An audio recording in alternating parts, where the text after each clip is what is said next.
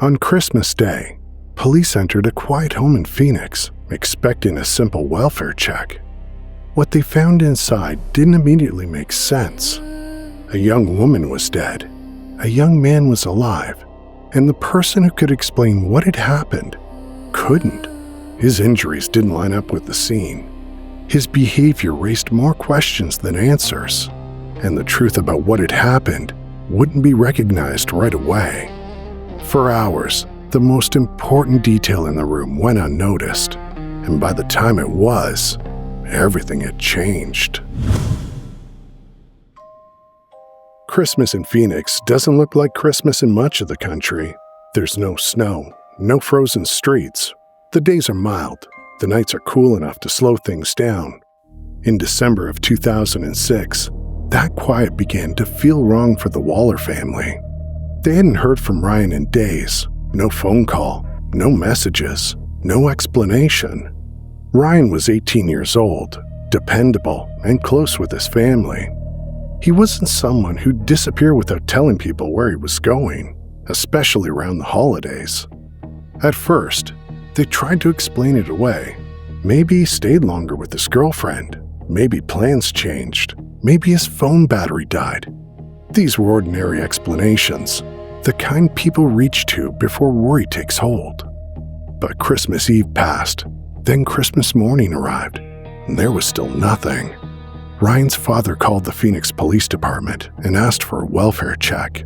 When officers arrived at the home Ryan shared with his girlfriend, Heather Quan, they likely expected what welfare checks usually are: a knock at the door, a sleepy response, maybe a brief explanation for the silence. Instead, when they entered the home, they found Heather Quan dead on the couch. She was 21 years old. Nearby, they found Ryan. He was alive, but clearly not well. He was sitting upright, dazed and severely disoriented. His face was badly swollen. One eye was darkened and swollen shut. He struggled to answer questions, and when he spoke, his responses were slow and difficult to follow. From the officer's perspective, they were standing inside a homicide scene. A young woman was dead, and the only living person inside the home couldn't clearly explain what had happened. So police treated Ryan as a suspect. Heather Quan was a student at Arizona State University. Friends and family described her as warm, thoughtful, and outgoing. Ryan was younger and quieter. He lived with Heather in Phoenix, and the two had been dating for several months, and their families believed they were spending the holidays together. That expectation made their absence more concerning. Neither Ryan nor Heather had contacted anyone. Neither showed up to where they were expected.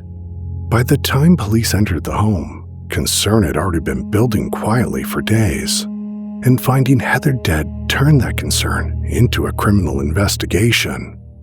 And Ryan, injured, confused, and physically compromised, became the focus.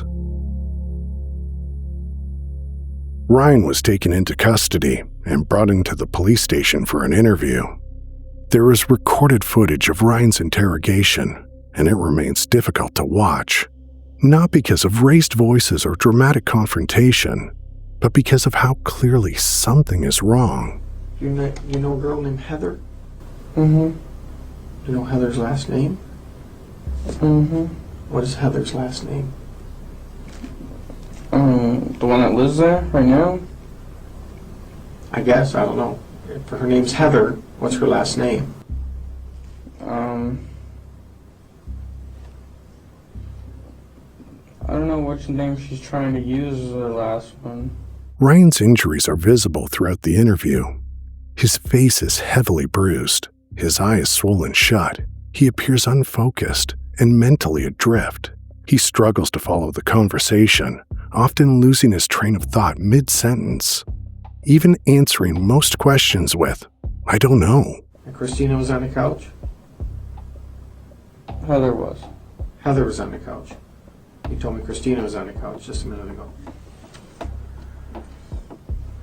I don't know, man. I really don't. You just don't know? I really don't, man. Detectives ask him, What had happened inside the home? Ryan gives answers that don't always line up. What happened last night? I don't know. You don't know. I really don't. I just want to go to sleep and go to sleep.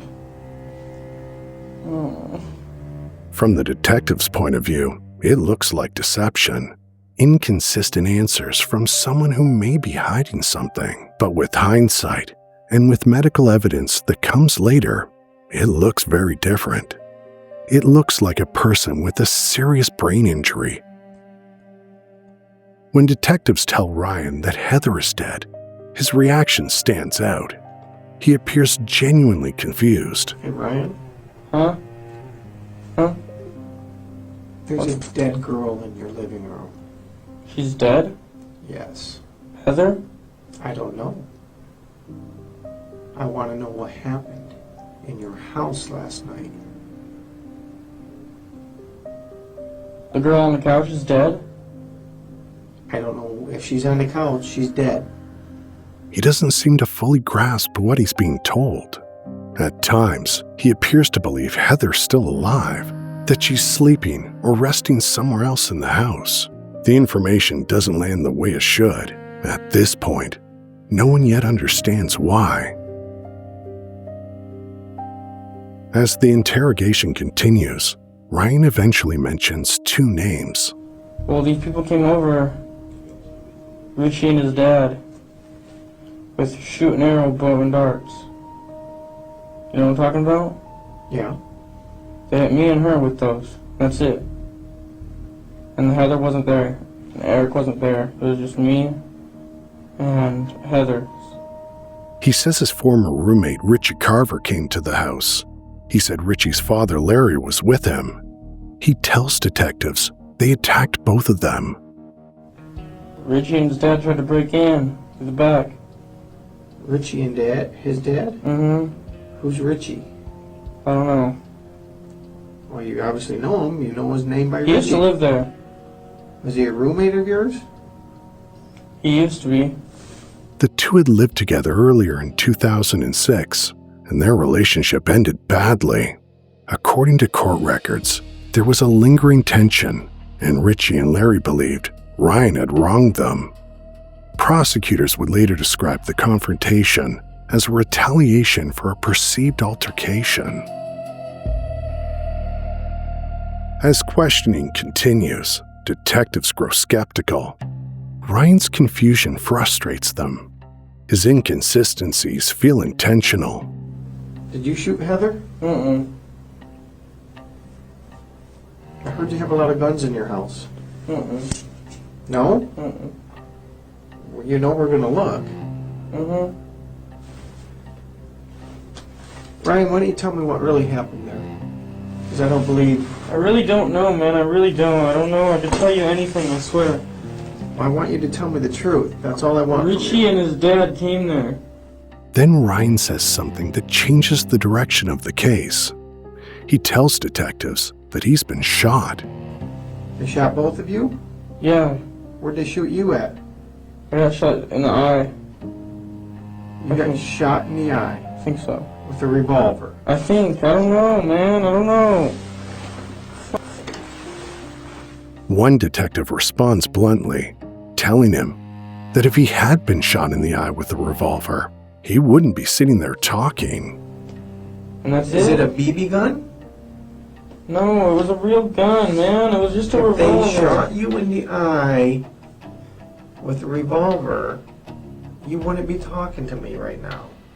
How do you know? It was most likely you'd be dead. That's what I thought too, man. I really don't know. You're saying right now you've been shot Yes. in the eye Yes. with a revolver. Yes. Alright. Ryan, you need to start telling me the truth because your story doesn't make sense. I'm trying, man. I don't know.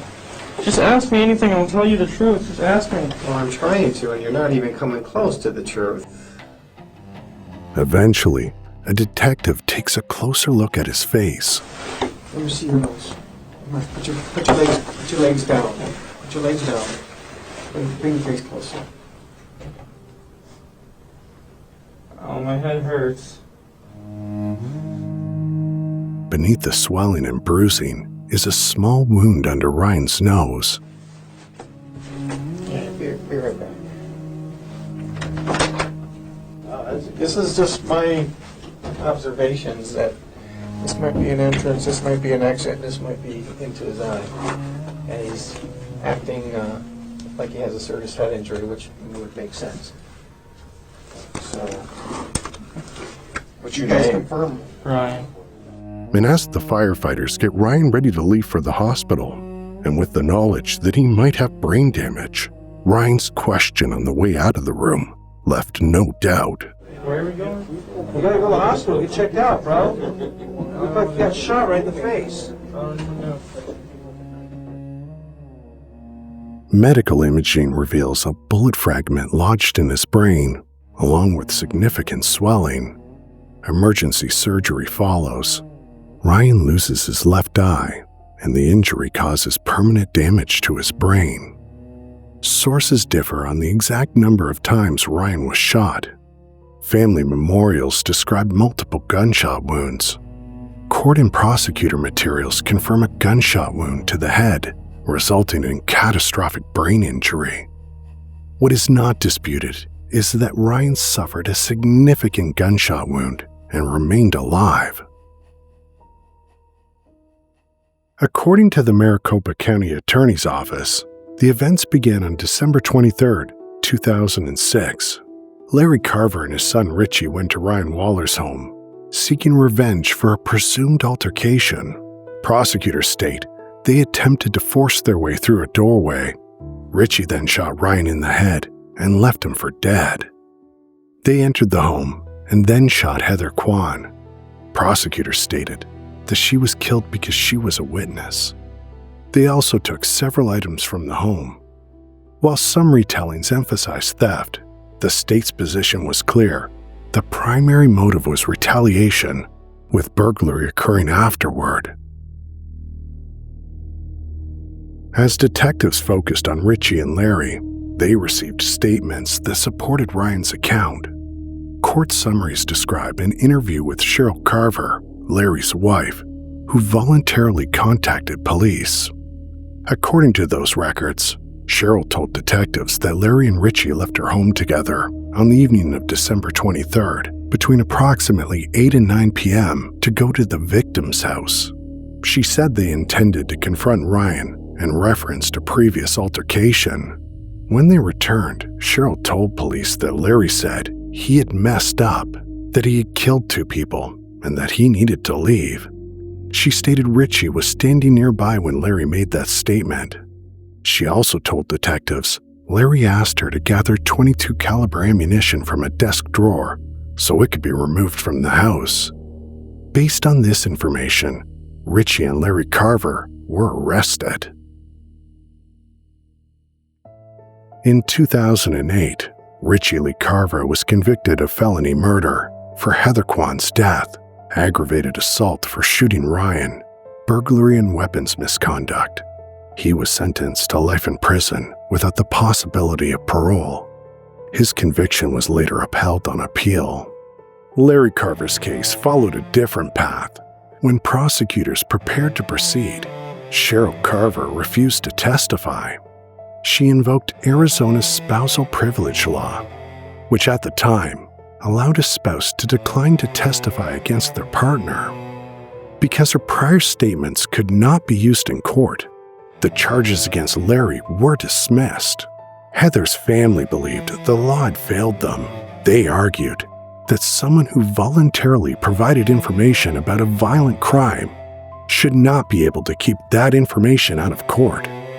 Their advocacy led to change. In 2009, Arizona lawmakers revised the spousal privilege statute. The revision became widely known as Heather's Law. The change allowed voluntary statements made to law enforcement about serious crimes to be admitted, even if the spouse later invoked privilege. After courts determined the revised law could apply to Larry Carver, he was indicted in 2011. In December of 2012, a jury convicted Larry Carver of charges related to Heather Quan's murder. and the attempted murder of Ryan Waller, he was sentenced to spend the rest of his life in prison. Ryan survived the shooting, but he never returned to the life he had before. He lived with long-term effects of a traumatic brain injury, including seizures and cognitive impairment. His family supported him through the years of medical challenges and instability. On January 20th, 2016, Ryan Waller died at the age of 27. Family accounts link his death to seizure complications, believed to be connected to the injuries he sustained in 2006. Heather was 21 when she died. This case is often remembered for the interrogation footage. The moment police realized they've been questioning a gunshot victim. But what remains is quieter and more lasting. 2 young lives taken or permanently altered, and the families who carried the consequences long after the case left the headlines. Thanks again for watching, and remember, take care of yourselves and each other. And if you like what we're doing here, give us a like and subscribe, and we'll see you in the next episode.